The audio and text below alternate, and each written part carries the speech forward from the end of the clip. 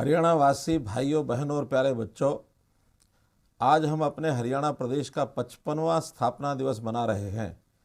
इस ऐतिहासिक अवसर पर मैं सभी प्रदेशवासियों को हार्दिक बधाई व शुभकामनाएं देता हूं।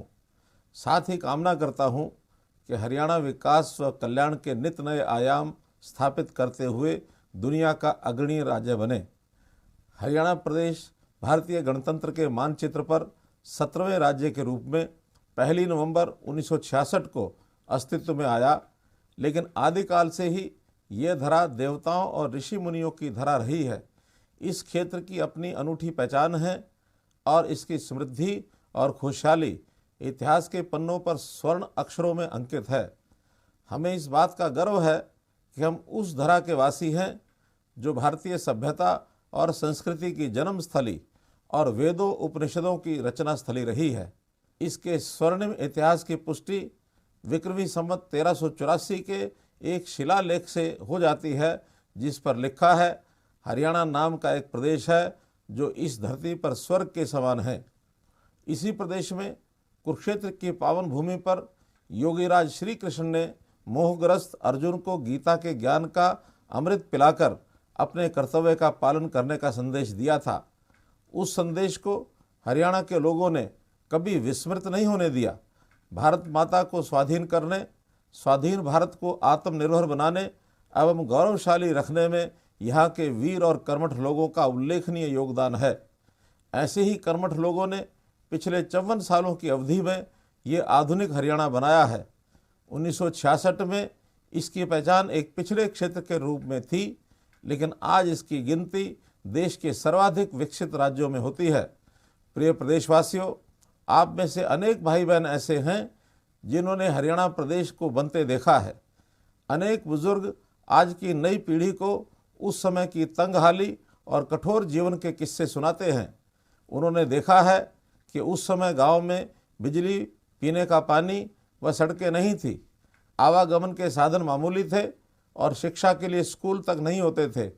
खेती की दुर्दशा थी, उद्योग नदारद थे, गरीबी और बदहाली थी।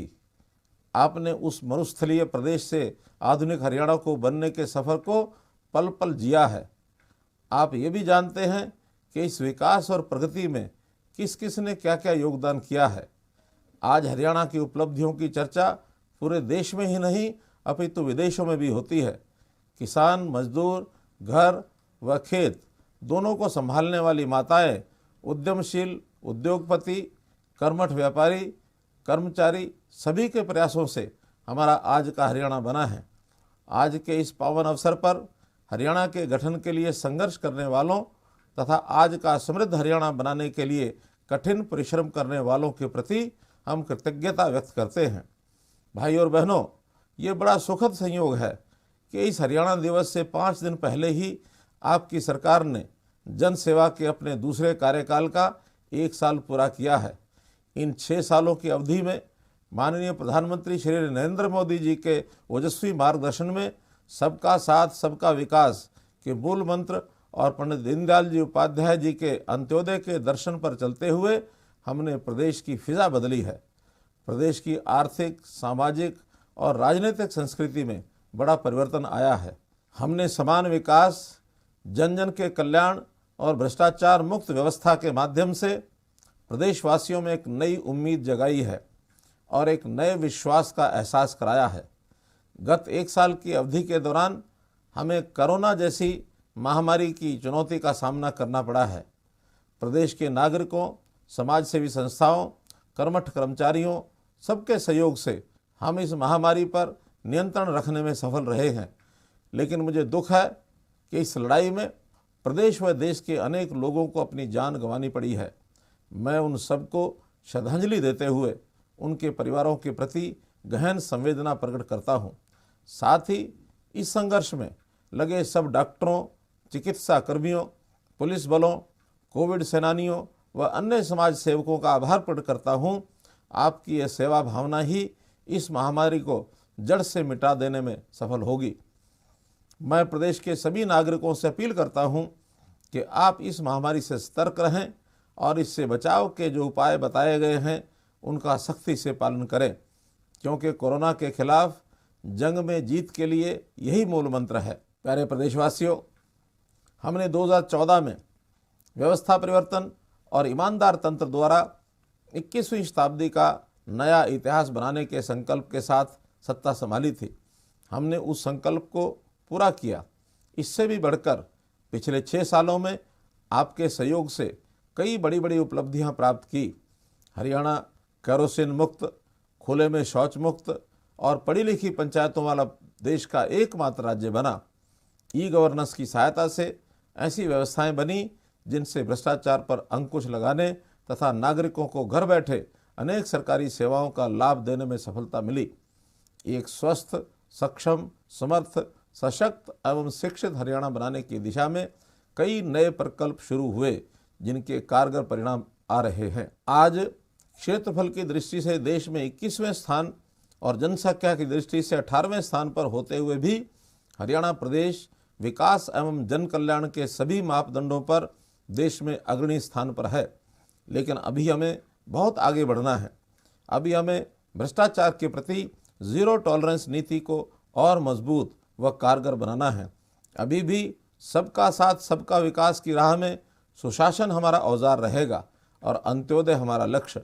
इसी दिशा में यह साल हम सुशासन संकल्प वर्ष के रूप में मना रहे हैं। इस वर्ष के दौरान हम शिक्षा, स्वास्थ्य, सुरक्षा, स्वावलंबन और स्वाभिमान पर बल दे रहे हैं। भाई व बहनों, सुशासन को ही आगे बढ़ाते हुए हमारा लक्ष्य ऐसी व्यवस्था बनाना है जिसमें लोगों को सरकारी योजनाओं व कार्यक्रमों का लाभ लेने के लिए कार्यालयों के चक्कर न काटने पड़े, बल्कि सरकार स्वयं उनके घर द्वार पर लाभ प्रदान करे। इसके लिए हर परिवार का पहचान पत्र बनाकर सभी सरकारी योजनाओं और सेवाओं को उससे जोड़ा जा रहा है। परिवार पहचान पत्र पोर्टल पर 60,14,000 परिवारों का पंजीकरण हो चुका है और इनमें से 15,03,000 परिवार पहचान पत्र बनाए गए हैं। अगले वर्ष हम इस काम को पूरा कर देंगे। प्रिय प्रदेशवासियों, आप इस बात से साक्षी हैं कि सुशासन के लिए हमने जिन तकनीकों का उपयोग किया है उनका मुख्य आधार शिक्षा है। इसलिए हम नई शिक्षा नीति लागू कर प्री स्कूल एजुकेशन से लेकर हायर एजुकेशन तक आमूल-चूल परिवर्तन कर रहे हैं। इस दिशा में नन्हे बच्चों के लिए प्ले वे स्कूल व अंग्रेजी माध्यम से शिक्षा देने के लिए नए संस्कृति मॉडल स्कूल खोले जा रहे हैं।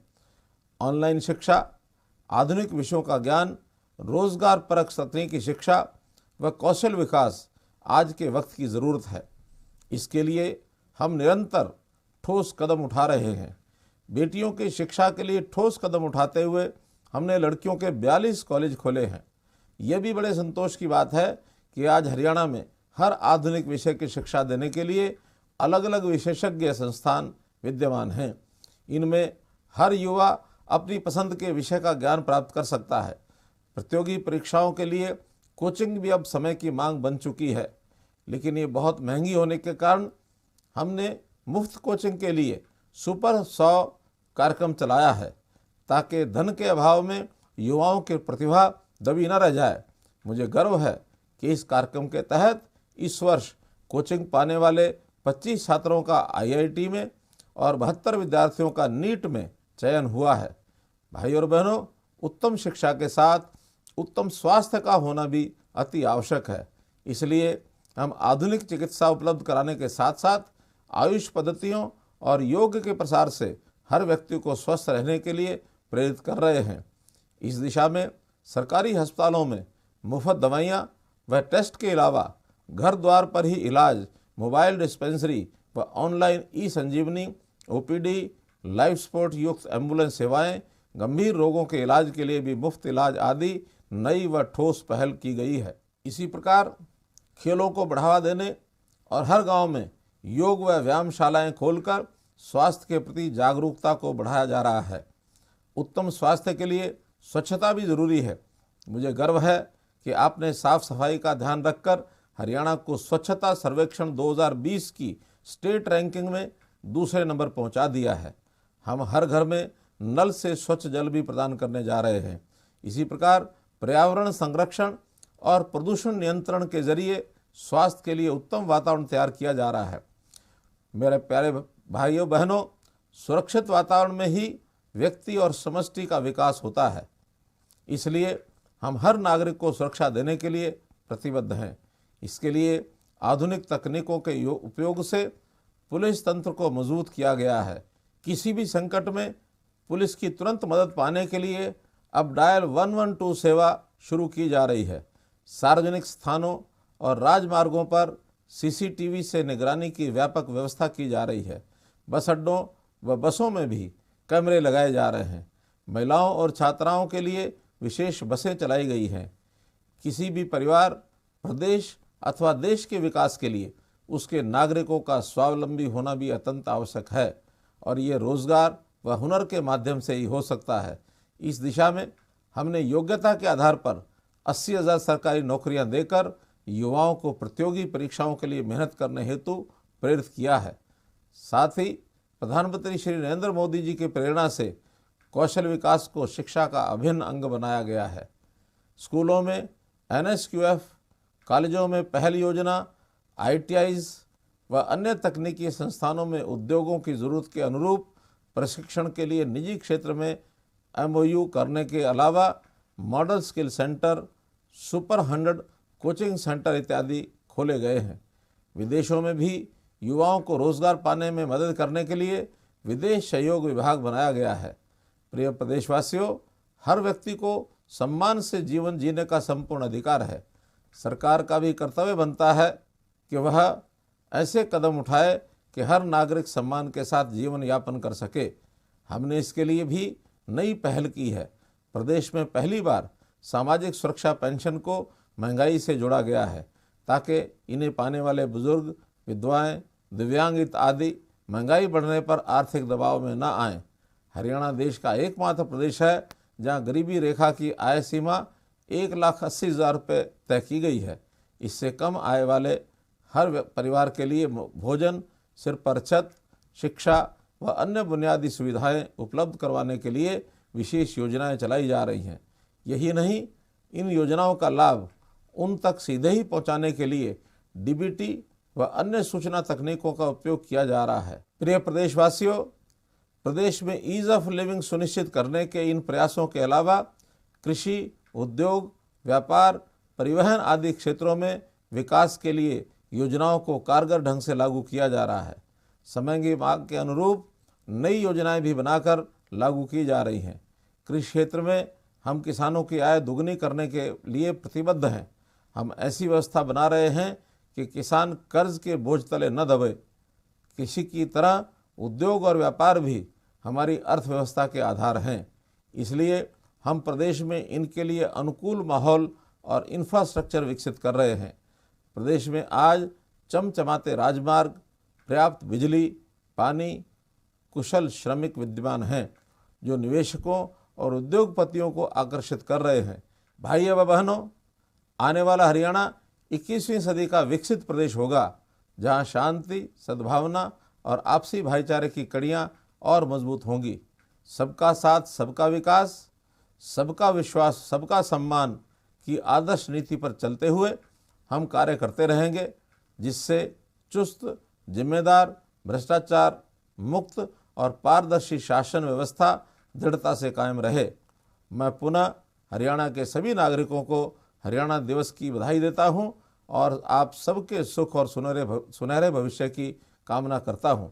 आइए इस ऐतिहासिक दिवस पर हम सब हरियाणा के नवनिर्माण के लिए मिलकर काम करने की शपथ लें। धन्यवाद। जय हिंद, जय हरियाणा।